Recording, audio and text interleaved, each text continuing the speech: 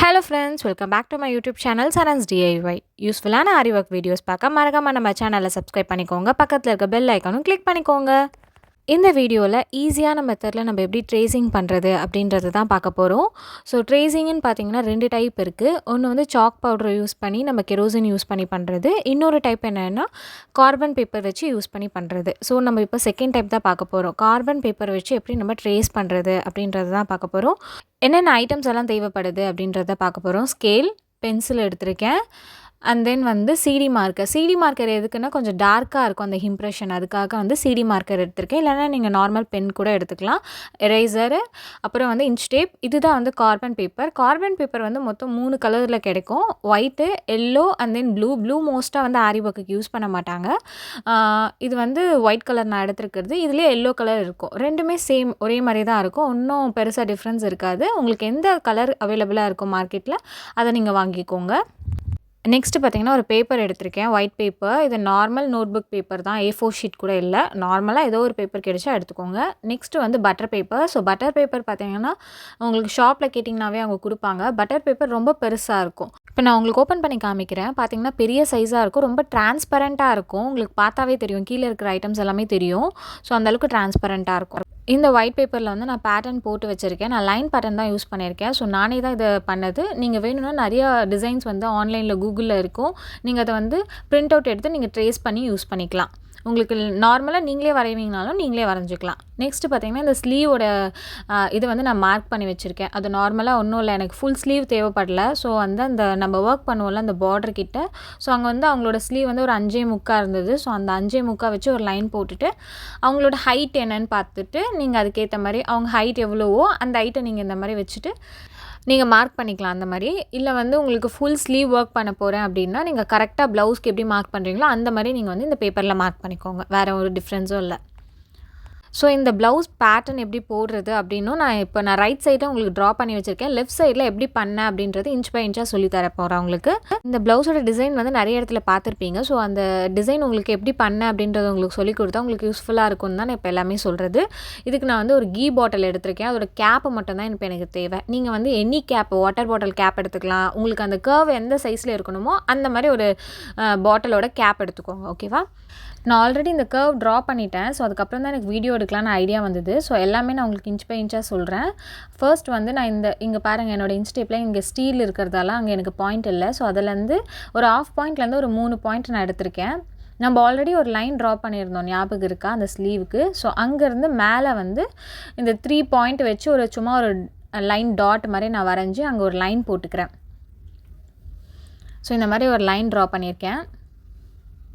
இப்போ வந்து ஃபஸ்ட்டு நம்ம லைன் ட்ரா பண்ணியிருந்தோம், அது இல்லை, அதுக்கு மேலே ஒரு லைன் இப்போ புதுசாக ட்ரா பண்ணியிருக்கோம். இப்போ என்னென்னா ஃபர்ஸ்ட் நம்ம ஒரு லைன் ட்ரா பண்ணியிருந்தோம்ல, ஸோ அதுக்கு கீழே வரைக்கும் இந்த கேப்பை வச்சுட்டு இப்போ நம்ம ஒரு லைன் ட்ரா பண்ணோம் செகண்டாக. ஸோ அங்கே வரைக்கும் இந்த மாதிரி மார்க் பண்ணிக்கோங்க. ஓகேவா? ஸோ இங்கேருந்து இப்படி ஒரு கர்வ் வரைஞ்சிக்கலாம், அவ்வளோதான். இதுக்கு நீங்கள் ரொம்ப கஷ்டப்படக்கூட தேவையில்லை.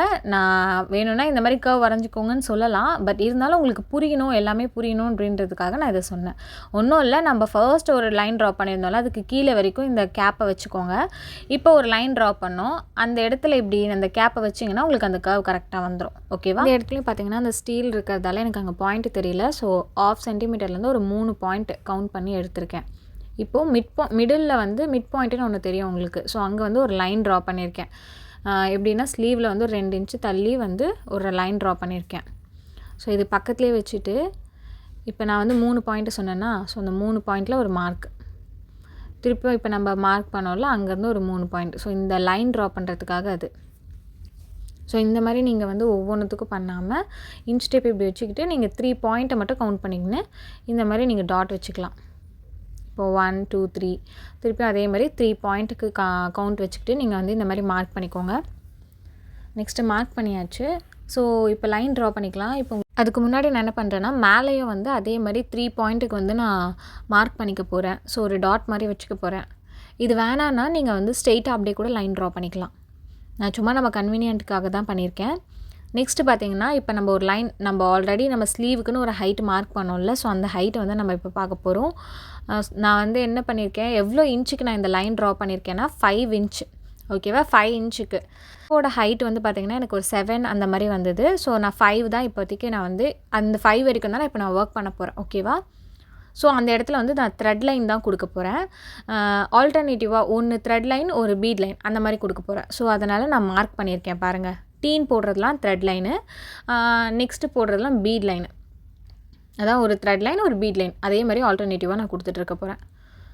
ஸோ இந்த மாதிரி எழுதி வச்சுக்கோங்க வேணும்னா. ஸோ இப்போ நம்ம த்ரெட் லைன் எவ்வளோ இன்ச்சுக்கு ட்ரா பண்ண போகிறோன்னா 5 இன்ச்சுக்கு நம்ம வந்து நான் லைன் ட்ரா பண்ணியிருக்கேன். இப்போ நெக்ஸ்ட்டு ஆல்டர்னேட்டிவாக நம்மளுக்கு பீட் லைன் கொடுக்க போகிறோம். அதை விட்டுடுங்க. நெக்ஸ்ட்டு த்ரெட் லைனுக்கு ஒரு 3 இன்ச் கம்மி பண்ணிக்கோங்க. நம்ம ஆல்ரெடி ஒரு டாட் கொடுத்துருந்தோம்ல, அந்த டாட்லேயே உங்களுக்கு தெரியும். ஸோ இதுக்கு தான் அந்த டாட்டு கொடுத்தது நம்ம. ஓகேவா? இப்போது நான் ஒரு 4.75க்கு ஒரு மார்க் பண்ணுறேன். இது வந்து த்ரெட் லைன். ஓகேவா? ஸோ அதை வந்து நம்ம டீன் போட்டுக்கலாம் த்ரெட் லைன்னு. நெக்ஸ்ட் ஒரு லைன் ஸ்கிப் பண்ணிடணுமா? அதுக்கப்புறம் வந்து இப்போ நான் 4.75 நான் சொன்னேன். இப்போ அது அப்படியே 3 இன்ச்சாக கம்மி பண்ணிகிட்டே போகணும். அப்போனா இங்கே 4.5 வரும் கரெக்டாக. இப்போது ஸோ 4.5ல் ஒரு மார்க் பண்ணியிருக்கேன். ஓகேவா? நெக்ஸ்ட்டு வந்து பார்த்திங்கன்னா ஒரு பீட் லைன் வரும், அதை விட்டுடணும். அதுக்கப்புறம் வந்து 4.5 நம்ம இப்போ லாஸ்ட்டாக பண்ணது. ஸோ இப்போ நெக்ஸ்ட்டு என்ன 4.25. ஸோ அப்படியே ஒரு 3 இன்ச் நம்ம கம்மி பண்ணிகிட்டே வரணும். கம்மி பண்ணிகிட்டே இந்த மாதிரி மார்க் பண்ணிக்கணும். நம்ம ஃபர்ஸ்ட் ட்ரா பண்ண லைனை வந்து நீங்கள் கணக்கு வச்சுக்கணும், அவ்வளோதான். ஓகேவா? இப்போ நெக்ஸ்ட்டு பீட் லைன் பண்ண போகிறோம். ஓகேவா? நான் இப்போ த்ரெட் லைன் எல்லாமே மார்க் பண்ணி இந்த மாதிரி டீன் போட்டு லைனும் ட்ரா பண்ணிட்டேன். அப்போ தான் கன்ஃபியூஷன் இருக்காதுன்னு சொல்லிட்டு. நெக்ஸ்ட்டு வந்து பீட் லைன் என்னென்னா த்ரெட்டை விட கொஞ்சம் சின்னதாக நான் பண்ண போகிறேன். அதனால் வந்து நம்ம த்ரெட் லைன் வந்து 5 இன்ச்சு வச்சுருந்தோமா? ஸோ பீட் லைனை வந்து நான் கம்மி பண்ணி ஒரு 4.5 இன்ச்சு அந்த அளவுக்கு நான் மார்க் பண்ணியிருக்கேன். ஓகேவா? ஸோ இப்போது என்ன பண்ணணும்? இந்த லெஃப்ட் சைடில் தான் நம்ம ட்ரா பண்ணுறோம். ஸோ அந்த லைன்லேருந்து 4.5 திருப்பியும் அதுலேருந்து 3 இன்ச் கழிச்சிக்கிறேன். ஒரு 4.25 திருப்பியும் இன்னொரு 3 இன்ச் கழிச்சிட்டு 4 அந்த மாதிரி நம்ம அதே மாதிரி ப்ராசஸில் பண்ணிவிட்டு லைனும் ட்ரா பண்ணிக்கலாம். ஓகேவா? ஸோ இந்த மாதிரி லைன் ட்ரா பண்ணி கம்ப்ளீட் பண்ணியாச்சு. இப்போ பட்டர் பேப்பர் எடுத்திருக்கேன். பட்டர் பேப்பரை வந்து நான் கட் பண்ணிவிட்டேன். இந்த பேப்பர் சைஸ்க்கு நான் வந்து பட்டர் பேப்பரை கட் பண்ணியிருக்கேன். கட் பண்ணிவிட்டு ஃபோல்ட் பண்ணிக்கோங்க. இந்த மாதிரி ஃபோல்ட் பண்ணி நல்லா இந்த கையில் வந்து இந்த மாதிரி ஃபோல்ட் பண்ணிங்கன்னா அந்த மிட் பாயிண்ட்டுன்னு கரெக்டாக உங்களுக்கு கிடைக்கும். இப்போ நம்ம ஃபோல்ட் பண்ண அந்த மிட் பாயிண்ட் இருக்குல்ல, ஸோ அந்த மிட் பாயிண்ட்டும் நம்ம நார்மலாக பேப்பர் வரைஞ்சி வச்சுருந்தோம்ல பேட்டர்ன் போட்டு, அந்த மிட் பாயிண்ட்டு கரெக்டாக இருக்கா அப்படின்றதுக்கு இப்போ இந்த பட்டர் பேப்பரில் நான் ஒரு மிட் பாயிண்ட் ட்ரா பண்ணியிருக்கேன். ஓகேவா?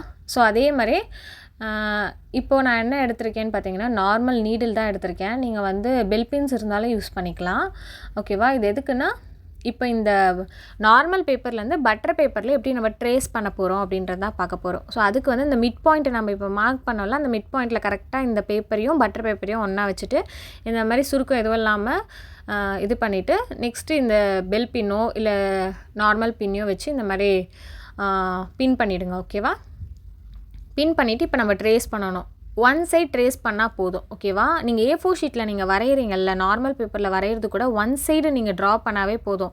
நான் உங்களுக்கு டபுள் சைட் ட்ரா பண்ணி காமிச்சிருக்கேன். அது எதுக்குன்னு பார்த்தீங்கன்னா நான் என்னோடய கன்வீனியன்ட்காக நான் ஒன்று வரைஞ்சிட்டேன். நெக்ஸ்ட்டு உங்களுக்கு வந்து நான் சொல்லி கொடுத்தேன், அவ்வளோதான். அதனால் நான் டபுள் சைட் பண்ணியிருக்கேன். நீங்கள் வந்து சிங்கிள் சைடு A4 ஷீட்டில் மார்க் பண்ணால் போதும். ஓகேவா?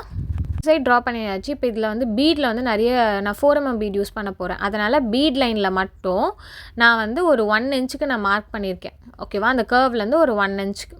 இப்போ நான் டபுள் கர்வ் இங்கே கொடுத்துருக்கேன். இது எதுக்குன்னு பார்த்தீங்கன்னா அந்த த்ரெட் லைன் வந்து அந்த டபுள் கர்வ் அளவுக்கு நான் த்ரெட் லைன் கொடுக்க போகிறேன். அதனால் இப்போது நான் 1 இன்ச்சுக்கு மார்க் பண்ணிவிட்டேன் அந்த பீடில். நெக்ஸ்ட்டு இருக்க பீட் லைனை விட்டுடுறேன், அதை ஸ்கிப் பண்ணிவிட்டு தேர்டாக நம்ம பீன் போட்டிருக்கோம்ல, ஸோ அங்கே திருப்பி அந்த 1 இன்ச் அளவுக்கு நான் மார்க் பண்ணுறேன். 1 இன்ச்சுக்கு நீங்கள் மார்க் பண்ணிக்கோங்க. இது எதுக்குன்னா இப்போ நம்ம செகண்டு நம்ம பீன் போட்டிருக்கோம்ல, அந்த இடத்துல வந்து மிட் பாயிண்ட்டு, இப்போ இது ரெண்டுத்துக்கும் மிட் பாயிண்ட் என்னவோ அதை நான் மார்க் பண்ணியிருக்கேன். எல்லாமே மோஸ்ட்டாக 1 இன்ச்சுக்கு அந்தளவுக்கு நீங்கள் மார்க் பண்ணிக்கணும், அவ்வளோதான். ஓகேவா? ஸோ இதே பேட்டர்னில் நீங்கள் எல்லாத்தையும் கம்ப்ளீட் பண்ணிடணும். ஸோ ஒன் சைட் தான் நான் இப்போ வந்து ஒர்க் பண்ணியிருக்கேன். இப்போ இந்த பேப்பரை ரிமூவ் பண்ணிடுறேன்.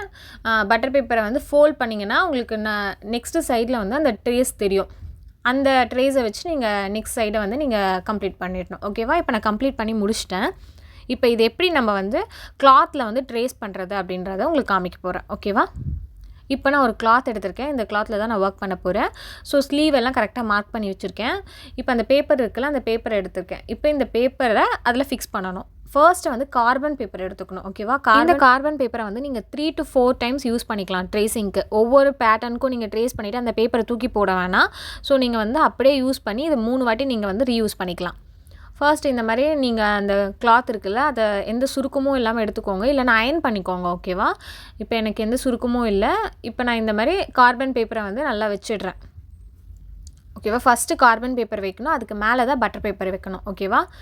இப்போ வந்து அந்த மிட் பாயிண்ட் எதுவோ அதை கரெக்டாக பார்த்துக்கோங்க. ஸோ அந்த இடத்த நல்லா நோட் பண்ணிக்கிறதுக்காக நான் பென்சில் எடுத்திருக்கேன். ஒயிட் பென்சில் எடுத்து நம்ம மிட் பாயிண்ட் மார்க் பண்ணி வச்சுருப்போம்ல, அது கொஞ்சம் லென்த்தாக மார்க் பண்ணியிருக்கேன்.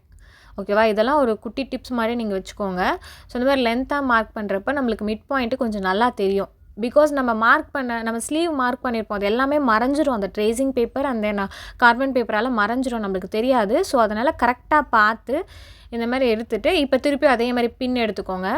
பின் எடுத்து இப்போ கிளாத்து, கார்பன் பேப்பர், அப்புறம் பட்டர் பேப்பர் இது 3த்தையும் நம்மளுக்கு ஒன்றா பின் பண்ணிக்கணும் இந்த மாதிரி. ஓகேவா? ஸோ இந்த மாதிரி ஒரு 2-3 பின் நீங்கள் பண்ணிக்கோங்க. சேஃப்டிக்கு ஒரு 4 சைடும் நீங்கள் வந்து பின் பண்ணிக்கலாம். ஏன்னா மூவ் ஆகாமல் இருக்கும். நெக்ஸ்ட்டு வந்து இப்போ சிடி மார்க்கர் நீங்கள் யூஸ் பண்ணவே கூடாது. நீங்கள் பட்டர் பேப்பரில் வந்து ட்ரா பண்ணுறதுக்கு மட்டும்தான் சிடி மார்க்கர் யூஸ் பண்ணணும். இப்போ நீங்கள் யூஸ் பண்ணிங்கன்னா அது கிளாத்தில் வரைக்கும் அந்த பென்னோட இங்கு பட்டுடும். அந்த மாதிரி படக்கூடாது. அந்த மாதிரி பண்ணாமல் நீங்கள் வந்து நார்மல் பென்சிலோ இல்லை காலி ரீஃபில் இருக்கும்ல, ரீஃபில் பென்னு அதை எடுத்துக்கோங்க. ஓகேவா? இப்போ வந்து ட்ரா பண்ணிவிட்டு ஃபஸ்ட்டு கொஞ்சமாக ட்ரா பண்ணிவிட்டு பாருங்கள் அந்த இம்ப்ரெஷன் தெரியுதா இல்லையா அப்படின்னு. பேப்பரை தூக்கிட்டு அதுக்கப்புறம் நான் வந்து ஃபுல்லாக ட்ரா பண்ணுங்கள். நிறைய பேர் ஃபுல்லாக ட்ரா பண்ணிவிட்டு அதுக்கப்புறம் வந்து எடுத்து பார்த்தா அங்கே இம்ப்ரெஷனே இருக்காது. அதனால் சொல்கிறேன். ஓகேவா? என்னடா இந்த லைன் பேட்டர்னுக்கு போய் இவங்க இவ்வளோ எக்ஸ்பிளைன் பண்ணுறாங்க அப்படின்னு நினைக்காதீங்க. இதை நார்மல் ஸ்கேலை வச்சு நீங்கள் கம்ப்ளீட் பண்ணிவிட்டு போயிடலாம். பட் நான் ஜென்ரலாக சொல்கிறேன், ஒரு ட்ரேசிங்னால் இந்த மாதிரி தான் இருக்கும். உங்களுக்கு வந்து ஒரு பீகாக் பேட்டர்னோ இல்லை வந்து கிராண்ட் ப்ரைடல் ப்ளவுஸ்லாம் வந்து உங்களுக்கு ட்ரேஸ் பண்ணுறது கொஞ்சம் கஷ்டமாக இருக்கும். அதுக்கு வந்து நீங்கள் கூகுளில் வந்து ஃபோட்டோ எடுத்து பிரிண்ட் அவுட் எடுத்து அதை ஃபஸ்ட்டு நீங்கள் இந்த பேப்பரில் காப்பி பண்ணிக்கோங்க, ட்ரேசிங் பேப்பரில். அதுக்கப்புறம் இந்த மாதிரி ட்ரேஸ் பண்ணணும். ஓகேவா? இது ஃபைனலாக வந்து இந்த பெல்பின்ஸ் எல்லாம் எடுத்துகிட்டு நீங்கள் ஓப்பன் பண்ணி பார்த்தீங்கன்னா இப்போ ஃபுல்லாகவே ட்ரேஸ் ஆகிட்ருக்கும். இப்போ ஒவ்வொரு பேப்பராக நான் எடுக்கிறேன் பாருங்கள், ஃபுல்லாகவே ட்ரேஸ் ஆகிட்ருக்கும். இப்போ நான் white colour carbon paper use பண்ணதால் எனக்கு ஒயிட் கலரில் இருக்குது. நீங்கள் எல்லோ கலர் யூஸ் பண்ணிங்கன்னா கொஞ்சம் எல்லோயிஷ் ஷேடில் வரும், அவ்வளோதான். ஸோ கரெக்டாக வந்திருக்கு பாருங்கள்.